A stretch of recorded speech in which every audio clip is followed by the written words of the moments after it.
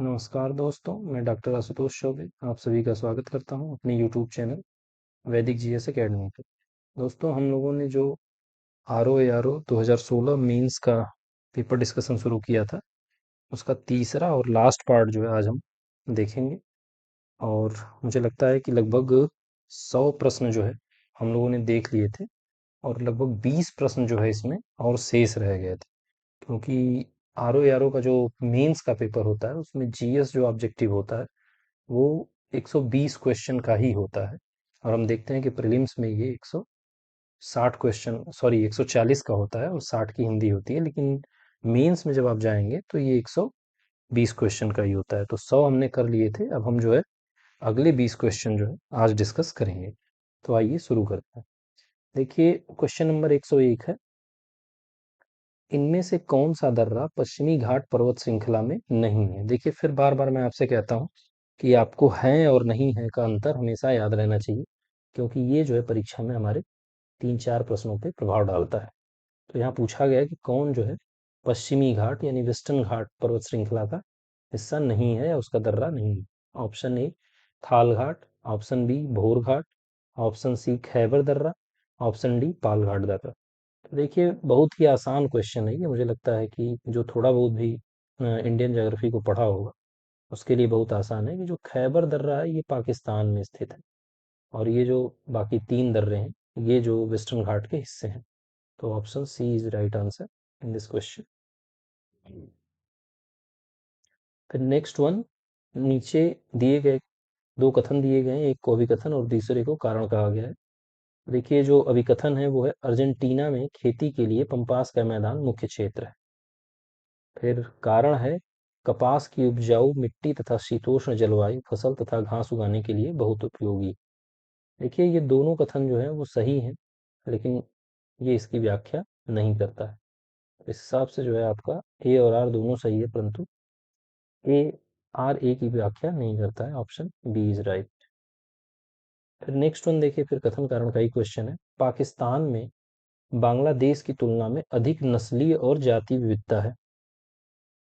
कारण है पंजाबी पाकिस्तान की आधिकारिक भाषा है, जबकि अधिकांश लोग बोलने में उर्दू भाषा का प्रयोग करते हैं। तो देखिए, ऐसा नहीं है, पाकिस्तानी पंजाबी उर्दू ही बोला जाता है। ये सही है कि पाकिस्तान में बांग्लादेश की तुलना में जो जातीय विविधता है वो ज़्यादा है, लेकिन भाषा के तौर पर अगर कहा जाए तो जो पंजाबी है वो ही ज़्यादा बोली जाती है। और जो वो पंजाबी बोली जाती है वो उर्दू मिक्स होती है। तो इसमें आपका ऑप्शन सी होगा, ए सही है किंतु आर गलत है। फिर क्वेश्चन नंबर 104 है, भारत के निम्नलिखित राज्यों में से किसमें कोयली पेट्रोलियम शोधनशाला अवस्थित है।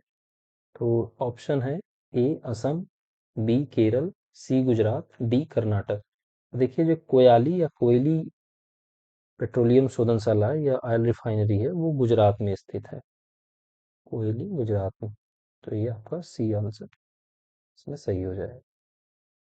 फिर नेक्स्ट क्वेश्चन है, निम्नलिखित में से कौन सा युग्म सही सुमेलित नहीं है। देखिए, फिर जो है नहीं है आ गया, तो मैं इसको फिर घेर लेता हूँ। देखिए, शहर को दिया गया है एक तरफ, और दूसरी तरफ जो है उसके किनारे, मतलब किस नदी तट पर वो स्थित है उसके बारे में पूछा गया है। ऑप्शन ए है Jabalpur Narmada, option B Hyderabad Krishna, option C Kota Chambal, option D Nashik Godavari. देखिए, जो हैदराबाद शहर है वो मूसी के किनारे स्थित है। कृष्णा की सहायक है मूसी, उसी के मूसी नदी। तो हैदराबाद शहर जो है मूसी नदी के किनारे स्थित है। बाकी सारे ऑप्शन इसके सही हैं। जबलपुर जो है बिल्कुल सही है, नर्मदा नदी के तट पर स्थित है।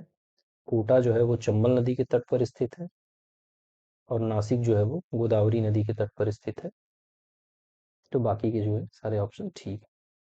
फिर नेक्स्ट क्वेश्चन है, निम्नलिखित में से गैसों का कौन सा युग्म गोताखोर को सांस लेने संबंधी क्रियाओं में उपयोग किया जाता है। आपने देखा होगा कि अक्सर एक पीछे सिलेंडर होता है, और उसको लेके हम लोग पानी के अंदर जो है स्विमिंग करते हैं, या कोई रिसर्च का जो वर्क होता है वो चल रहा होता है। तो उसी में पूछा जा रहा है कि जो वो सिलेंडर यूज होता है उसमें जो गैस होती है वो कौन सी गैस यूज होती है। ऑप्शन ए ऑक्सीजन और हीलियम, ऑप्शन बी ऑक्सीजन और नियान, ऑप्शन सी ऑक्सीजन और नाइट्रोजन, ऑप्शन डी ऑक्सीजन और नार्गन। तो देखिए जो ऑप्शन ए है ऑक्सीजन और हीलियम, ऑक्सीजन के साथ जो है हीलियम जो है यूज किया जाता है। तो ऑप्शन ए सही है इसमें। फिर नेक्स्ट क्वेश्चन है, जौ के अंकुरित बीजों के किण्वन से बने शराब को कहते हैं। देखिए ये भी बहुत सिंपल है। Option A beer, option B wine, option C vodka, option D rum. तो जौ से जो बनाई जाती है वो बेसिकली बियर होती है। बर्ली, बर्ली से तैयार होती है बियर।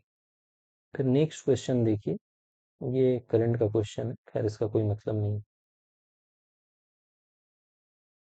नेक्स्ट क्वेश्चन देखते हैं, निम्नलिखित में से कौन सी गैस प्राचीन पृथ्वी के वायुमंडल में अनुपस्थित थी?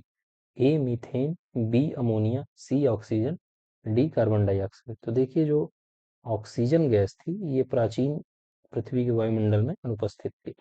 और ये मैं आपको बता दूं कि पीवाईक्यू से ही आया है। अगर आप पीछे देखेंगे तो पीसीएस में इस क्वेश्चन को पूछा गया है। और इसीलिए मैं बार बार आपसे इस बात पे जोर दे रहा हूँ कि अगर जिसको आर ओ सीरियसली देना है इस बार एग्जाम, वो अगर बैक ईयर के जो आर ओ मेंस के पेपर हैं, प्रीलिम्स के पेपर हैं और पीसीएस प्रीलिम्स के जो पेपर हैं पिछले 5 साल के, कम से कम अगर आपको देखना है, अगर इतना आप देख के जाते हैं तो आपके 30 to 40% क्वेश्चन जो है वो लगभग सारे स्टैटिक सब्जेक्ट से, चाहे हिस्ट्री हो, पॉलिटी हो, इकोनॉमिक्स हो, साइंस हो, इन्वायरमेंट हो, वो घूम फिर के आपको कहीं ना कहीं मिल जाएंगे पीसीएस में रिपीट। और वो क्वेश्चन जब आपके सही हो जाएंगे तो बाकी जो है आप एक तरह से समझिए कि नहीं 50% आप एग्जाम कवर कर चुके हैं।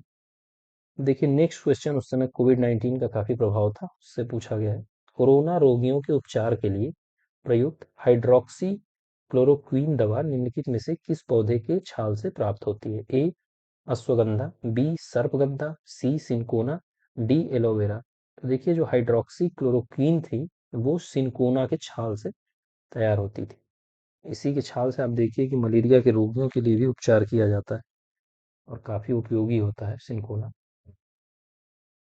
फिर नेक्स्ट क्वेश्चन है, श्वेत वस्त्र काले वस्त्रों की अपेक्षा ठंडे होते हैं क्योंकि वे पूर्ण प्रकाश अवशोषित कर लेते हैं, वे प्रकाश अविच्छेदन रोकते हैं, वे सूर्य के प्रकाश को पूर्णतया ठंडा कर देते हैं, वे संपूर्ण प्रकाश को परावर्तित करते हैं। तो देखिए वे संपूर्ण प्रकाश को परावर्तित करते हैं यानी रिफ्लेक्ट कर देते हैं। जो व्हाइट कपड़े होते हैं वो ब्लैक की तुलना में, और जो ब्लैक होता है वो एब्जॉर्ब करता है, इसलिए काले में गर्मी ज्यादा होती है। तो इसीलिए देखिए कि लोग सलाह देते हैं गर्मी के दिनों में हल्के सफेद कपड़े पहनने की, ताकि कम गर्मी। फिर नेक्स्ट क्वेश्चन देखिए, मिलान के लिए दिया गया है। तो सीधे सीधे ब्लीचिंग पाउडर जो है आपका वो कैल्शियम ऑक्सीक्लोराइड होता है। बेकिंग सोडा जो है सोडियम बाइकार्बोनेट होता है। जो वॉशिंग पाउडर है आपका वो सोडियम कार्बोनेट होता है। और प्लास्टर ऑफ पेरिस जो होता है वो कैल्शियम सल्फेट हेमीहाइड्रेट होता है। तो ये आपका मिलान हो जाएगा। फिर नेक्स्ट क्वेश्चन देखिए, इस तरह के प्रश्न अगर आते हैं तो मुझे लगता है कि एग्जाम में बहुत परेशान होने की कोई ज़रूरत नहीं है, क्योंकि ये बहुत ही बेतुके से प्रश्न हैं और कैसे आ जाते हैं ये अजीब ही है। तो बहुत अजीब तो नहीं कह सकते, लेकिन इतना डीप जाके जो है शायद ही कोई क्वेश्चन को सही कर पाए। अब देखिए यहाँ पूछा गया है, निम्नलिखित को उनकी खोज के अनुसार काल क्रमानुसार व्यवस्थित कीजिए और नीचे दिए गए कूट से सही उत्तर चुनिए। तो इसे क्या करना है, किस वर्ष इनकी खोज हुई थी उसके क्रोनोलॉजिकल ऑर्डर में आपको अरेंज करना है। और तो आइए देखते हैं कि इसमें क्या सही है। तो देखिए जो ट्रांजिस्टर है इसकी खोज जो है ये 1947 में हुई थी। ट्रांजिस्टर की खोज 1947 में हुई थी। और जो डायोड है उसकी खोज 1904 में हुई थी। डायोड की खोज 1904 में। और एसएमडी जिसे हम सरफेस माउंटेड डिवाइस कहते हैं, इसकी खोज जो है 1960 में हुई थी। 1960 के दशक में हुई थी। और जो इंटीग्रेटेड परिपथ जिसको हम आईसी कहते हैं, आईसी एक चिप की तरह होता है, आप देखेंगे बहुत सारे इलेक्ट्रॉनिक डिवाइसेस में ये यूज होता है। तो इसकी खोज जो है 1959 में हुई थी, आईसी की खोज। तो इस हिसाब से सबसे पहले आपका आ जाएगा डायोड यानी बी, उसके बाद आ जाएगा आपका ए, फिर डी। मतलब आपका सबसे पहले B A D, B A D C, यानी ऑप्शन सी इसमें सही आंसर हो। अब देखिए अगला क्वेश्चन है, निम्नलिखित तीर्थंकरों पर विचार कीजिए तथा उनको सही कालक्रमानुसार व्यवस्थित कीजिए। अब इस तरह के प्रश्न देखिए ठीक हैं, और थोड़ा सा मुझे लगता है कि प्रीलिम्स के लेवल से एक स्टेप ऊपर उठ के क्वेश्चन है, क्योंकि आपको याद होगा कि 24 तीर्थंकर हैं, और सबके क्रम को याद करना या उनके क्रोनोलॉजिकल ऑर्डर को याद रखना ये थोड़ा सा डीप वर्क है। तो चूंकि ये आरओ मेंस का पेपर है, और अब तो मुझे लग रहा है कि इस समय प्रीलिम्स में भी इस तरह के प्रश्न आ रहे हैं, इतिहास में विशेषकर। तो अब जब इतिहास को आप पढ़िए तो थोड़ा सा एक दो स्टेप डीप जाके पढ़िए, ताकि आपको प्रीलिम्स में जब ऐसे क्वेश्चन आए तो आप उसमें फंसे ना, आपको प्रॉब्लम ना हो। तो देखिए, पहला अभिनंदन, दूसरा विमलनाथ, तीसरा मुनि सुब्रत, और चौथा है पद्म प्रभु। तो देखिए जो अभिनंदन है वो चौथे नंबर के तीर्थंकर थे। फिर जो पद्म प्रभु हैं वो छठे नंबर के हैं, और विमलनाथ जो है वो 13 नंबर के हैं आपके, और मुनि सुब्रत नाथ जो है वो 20 नंबर के तीर्थंकर थे। तो इस हिसाब से आपका ये इसमें सही आंसर होगा। फिर नेक्स्ट क्वेश्चन देखिए, निम्नलिखित में से कौन एक सही सुमेलित नहीं है? देखिए फिर नहीं है पूछ दिया है। ए कंबोज, देखिए ये 16 महाजनपदों को दिया गया है और उसकी राजधानियों को दिया गया है। ए कंबोज, राजपुर या हाटक इसकी राजधानी, अस्मक, पोतन या पोटिल, सूरसेन, कौशाम्बी, और कोसल जो श्रावस्ती। तो देखिए जो सूरसेन है इसकी राजधानी कौशाम्बी नहीं थी, बल्कि इसकी राजधानी मथुरा थी। सूरसेन की राजधानी मथुरा थी। तो ये इसमें सुमेलित सही नहीं है, बाकी सबकी राजधानी सही सुमेलित है, तो इसमें सी आंसर सही हो जाए। फिर नेक्स्ट क्वेश्चन देखिए, शेरशाह सूरी का अंतिम अभियान निम्नलिखित में से किस राज्य के विरुद्ध था? ए कालंजर, बी मालवा, सी कन्नौज, डी गौड़। तो देखिए हम सभी जानते हैं कि इस जो शेरशाह सूरी का अंतिम अभियान था वो कालिंजर के दुर्ग पे था, और इसी समय उक्का नामक अस्त्र चलाते समय एक तोप का गोला जो है बगल में बारूद का जो ढेर होता है उस पे आके गिरता है, और उसके विस्फोट की वजह से शेरशाह सूरी की मृत्यु हो जाती है। तो ये उसका अंतिम अभियान कालिंजर रहता है। फिर देखिए नेक्स्ट क्वेश्चन है, निम्नलिखित घटनाओं पर विचार कीजिए और इन्हें कालक्रमानुसार व्यवस्थित कीजिए। कन्नौज का युद्ध, चौसा का युद्ध, तालीकोटा का युद्ध, खानवा का युद्ध। देखिए सबसे पहले जो हम देखते हैं कन्नौज का युद्ध जो है ये 1540 में होता है। उसके बाद चौसा का युद्ध 1539 में, तालीकोटा 1565 में है, और खानवा का युद्ध 1527 में। तो इस हिसाब से सबसे पहले 4, 2, 1 और 3, ये आपका आंसर ए सही होगा इसमें। फिर है, निम्नलिखित में से कौन सी मुद्रा छत्रपति शिवाजी के राज्य में प्रचलित रजत मुद्रा नहीं थी? देखिए अब यहाँ दो चीजें दी गई हैं, तो हमें ये ध्यान रखना है कि यहाँ पूछा गया है कि सिल्वर के बारे में और नहीं, इसका ध्यान देना है। ए रुपया, बी लारी, सी टका, डी रुका। देखिए जो लारी थी ये सिल्वर कॉइन नहीं थी, तो बी इज राइट आंसर। फिर अगला क्वेश्चन है, निम्नलिखित में से कौन सैयद अहमद खान के साथ यूनाइटेड इंडियन पेट्रियोटिक एसोसिएशन का संस्थापक था? ए अब्दुल अजीज, बी मोहम्मद उल हसन, सी राजा शिव प्रसाद, डी गोविंद दास। तो देखिए जो राजा शिव प्रसाद थे ये सर सैयद अहमद खान के साथ मिलके इन्होंने यूनाइटेड इंडियन पेट्रियोटिक एसोसिएशन की स्थापना की थी, और इस संस्था का जो काम था वो कांग्रेस का विरोध करना था, और ये संस्था अंग्रेजों के प्रशंसा के लिए बनाई गई थी, या उनको सपोर्ट करने के लिए बनाई गई थी।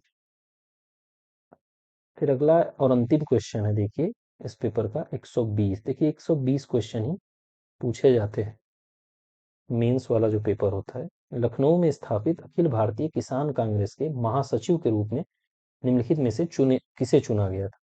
स्वामी सहजानंद, एनजी रंगा, अब देखिए एन अजीब ही दिया है, इंदुलाल याग्निक, राम मनोहर लोहिया। तो जो एनजी रंगा थे देखिए इनको जो है महासचिव चुना गया था, और जो सहजानंद सरस्वती थे इन्हें अध्यक्ष चुना गया था।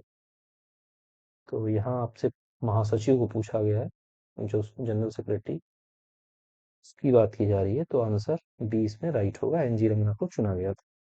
तो ये 120 क्वेश्चन आपके कंप्लीट हो गए।